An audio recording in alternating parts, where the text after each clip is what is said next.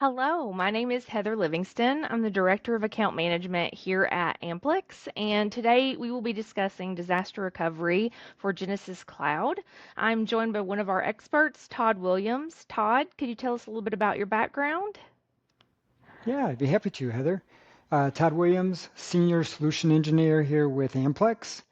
Been in the industry going on 25 years, specifically in the contact center industry, focused on Genesys, and been here at Amplix just over 3. Awesome. Thanks, Todd. And with that, let's jump in. We got some questions for you. So, first, how is Genesys Cloud architectured for resilience? That is a wonderful question. Genesys was architected at the core as a microservices-based platform. And what that means is, from a platform perspective, Genesys has over 1,000 microservices that they leverage for all the communication and all the features and functionality that's within it. And what that means is, when one feature, if there's an issue with one of the services, it doesn't affect everything in the system. So think of a microservice for logging into the platform. If you're already logged in and there's something that goes on with any new users logging in, anybody that's on the platform can still function, and they would probably never even know that there was an issue with logging into the platform. Just the new people that were logging in might see a little hiccup until that service was up and going. Awesome. And what options does Genesys offer for disaster recovery? So Genesys offers many different options for disaster recovery. And when I say that, it really comes down to what you as an organization need or require for disaster recovery. As I say disaster recovery, I'll flip over to business continuity. They're kind of used interchangeably, but they are a little bit different. Disaster recovery is really that ability to survive being a complete outage. And going back to the way Genesys is architected today, each user or each organization is set up in their own org. That org is in a specific Amazon region. That region, they get to choose when they set up their initial configuration for Genesys Cloud. Within that region, they get to take advantage or get the advantage of taking one of the key architectural things from a Genesys perspective, which is called availability zones. An availability zone is basically a data center. So every region has the ability to have at least 3 data centers at their disposal. And that means that when a customer's org is set up, they've got 3 data centers that are set up and active, and they're synchronized across each other, and they're running in an active. So from that perspective, for a regional perspective, they've got that platform is very resilient, and it's running on those microservices, and they've got multiple data centers. One of the things going to from a disaster perspective is really around voice traffic. So you got your platform it's very resilient. The next is really making sure your voice is got high availability, and you've got that redundancy that's available to you. Genesys does offer voice, Genesys Cloud Voice. Customers that take advantage of the Genesys Cloud Voice do get added advantage for their toll-free numbers. They will take care of any REST-borging functionality. So like if a carrier has an issue, they'll move that number over to one of their other carriers from a Genesys perspective. But some customers want to have even more resiliency, and they'll bring in their own telco carriers, or they might have contracts that are in place that they can't switch. So then that's where they have to really maybe bring in more than one carrier, maybe multiple carriers to give that additional DR piece. One last thing, just kind of button it up from a Genesys perspective, we talked about the voice traffic. We've talked about leveraging the applications within one region. Genesys also gives or has the ability for a customer to stand up another org. So maybe if I'm in the East org, I can spin up a West org. It's an additional cost, but there is that capability to stand up another org, and you can leverage that for a DR situation. Right. And on that note, for options for disaster recovery to switch over to another org, is that manual or is it automatic? So if the East goes down and they want to switch over to the West, is that something that happens automatically? So it doesn't happen automatically today. Uh, Customers do have the ability to set up whether they want to do a manual move switch over, or when I say switch over, a manual move of that traffic, because again, going to a DR situation, it's not just the application piece, it's also your voice traffic for your Yeah. voice calls. From an application perspective, you do today, you would have to basically have your agents log into that other org that you would configure and set up. There is on the roadmap for Genesys down in for the upcoming 2026 is to have the ability to have more of a fluid automatic from an application perspective. But today, the customer would have to spin up that org, and then if there was an issue or, again, going back to that business continuity versus an outage for DR, make that decision. Is this the time that I want my agents to log into this other org and start, taking their conversations through that other org? They would also, from a voice traffic perspective, have to determine from a carrier perspective, today there's no automatic movement. They would have to say, I want to route my calls over there. So that'd be depending on how they configure it, that could be a manual process where they log into their current carrier portal and they put it in there and they switch that over to the other portal. Or maybe they've already set up that redundancy with their current carrier where it has a trunk group. And within that trunk group, there's multiple different trunks between the two platforms. And if one is having issues, it will roll over. But again, it's a configuration. And every Yeah. customer is going to have a different level of what they want for that DR or that business continuity. Because if there's if it's a DR where there's a hard outage, it's pretty simple. I'm going to move everybody over to this new org. They're going to be logging in there. And the way a DR usually is configured, it's for weeks or months. So there's a hard outage. Maybe their physical headquarters had someone took out their main power grid or their telco lines or something at their internet, and they're going to be down for a long period of time. Business Yep. continuity could be maybe they're just not getting calls for 30 minutes, so they might switch traffic over for a shorter period of time from a business continuity perspective. But there's a lot of options, and again, Amplix is here to help you. We have a lot of engineers on our staff that we can have conversations, we can walk through. And it all starts kind of from a business perspective. What is your business requirements? What is your SLAs to your customers Yeah. that you need to make sure you meet going forward? A lot of really good options and something that's really important to think about. And some people don't think about it until they need to. So it's a conversation to have. Mm-hmm. What are the general high level costs of the different disaster recovery options, Todd? Yeah, again, you got a lot of options from a cost perspective. It goes back to how much do you want a full business continuity where it's seamless? You got the same functionality that you have today that occurs either an hour or whatever that time frame is that you switch everybody over, and you got maybe your full self-service capability, maybe ability to take all your recordings, to do a full QA, all those features. If that's, maybe it's one, we want to complete 100%, that's going to be the most costly because you're going to have to rebuild or set up synchronization and maintain that so that your both of your platforms on both sides are in sync. Or it could be as simple as I just need an org that's there so I can take calls in an emergency.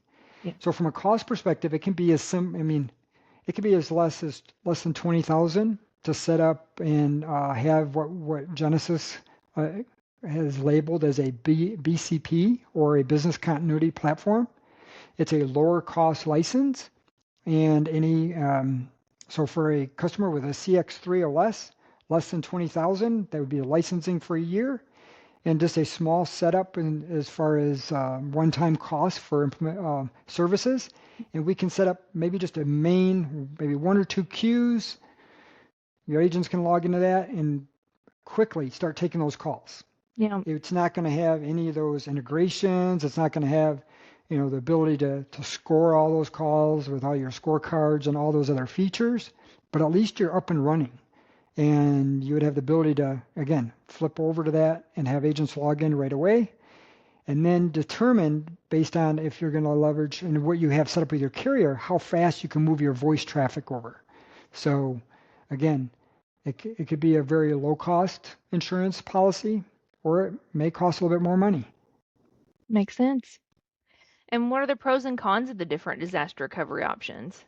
The pros and cons really come down to, from my perspective, two things. One is going to be how quickly you can get to your customers. Yeah. So the quick model, maybe you can switch over your agents, have them log in, talk to your carrier, have them switch the traffic over so it's going into that new other platform, and then you're up and going in a few minutes to hours, versus, we need to have a full, complete system that's up and running, and that could take maybe a day, depending on how you want to configure it, if you're ready for it. You said something in the beginning of our interview here around the fact of being prepared, planning for this. It all starts with planning first. You can't wait till it occurs, because it's very difficult to just kind of say, we're going to do this, if you're not ready or haven't thought through all the things that you need to do, especially for your organization. You can't just, hey, we need everybody to log into this. There will be some chaos there, even though you may have a good way of sending out the information. If people aren't prepared for it, it's like a fire alarm or a fire drill. If you practice it year to year, or maybe quarterly, then people are aware of what they need to do. They know where they have to go, where their designated areas are. They know who they need to report to, and then it becomes more of just a flip of the switch, and people are up and running. So planning is the first step. Is just saying, hey, we should be prepared for this. Let's set up a plan, and then we can kind of put out all the things that have to occur within that plan, and then start that process. Great. And how should organizations approach building a DR strategy? Start with your customers. And the customers are not just your external customers, but your internal customers. So your employees, your IT, and your external customers. What is those SLAs that you need to have for your customers? What do you need for your employees to get to know what to do? Are they going to be in a physical location? Are they remote? How do you have requirements around like compliance, or do they have a VPN type thing to get into your network because it's very highly secure? It's just a matter of just laying down all those things to make sure you've covered all those customers' requirements, and then you can start laying out what has to be done for each one of them. Really important. Ask those questions and get feedback from the team. And what steps or processes are essential to ensure business continuity? So the steps to ensure business continuity, again, it goes back to having a very well established plan. The plan itself is not just the tasks, but it has to have timelines. It has to have resources attached to it. Again, it goes back to people, process, and resources from that perspective of knowing when the triggers are pulled.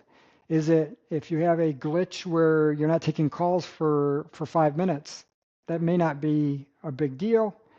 And it's just like, okay, we're not taking calls, but at that 5-minute mark, are we still not taking calls? So Right. then it's like, okay, where is that timeline that where we're going to start saying we got to kick in and start going to the next step and saying, okay, we're going to move forward. Even if the calls do come back in 15 minutes, we've already, if your plan is to start at 5 minutes, then you're already switched over. You're you're in your DR plan, um, and then that's you got to be focused. Once you move to switch into that plan, you got to stay on that plan for X amount of time to make sure everything's clean, because you don't want to. I mean, my analogy is kind of like recently I just had a power outage, and we've all gone through it. Yeah. You know, you're in the middle of something, the power goes out, and then it comes back on. Oh, okay. Sometimes you don't start right away because it may go out again. So do you jump back in there right away, hoping that doesn't go out again, or do you just kind of just wait a second and just see, hey, let's just make sure that this is stabilized before we know that we're good to stay moving forward on where we're at.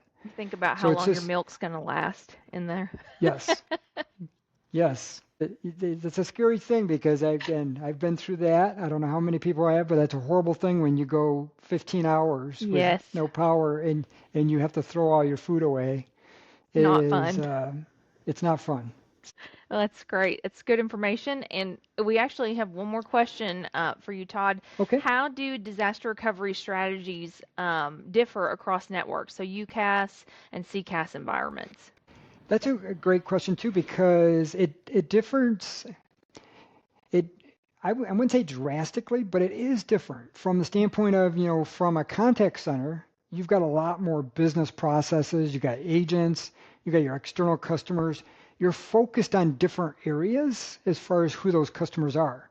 Yeah. Where network, you may be focused more on physical locations or the connectivity to those different remote sites, whether it's a VPN network. Do you have a redundant SD-WAN? Do you have redundant internet connections? And then we talked about the voice traffic. Do you have redundancy in your voice traffic? It, um, it comes down to how much do you want for redundancy too? I mean, so from a network perspective, you might have more redundancy in that network because that might be more important just to make sure that everything is connected all the time versus, oh, we lost our phones for a little bit.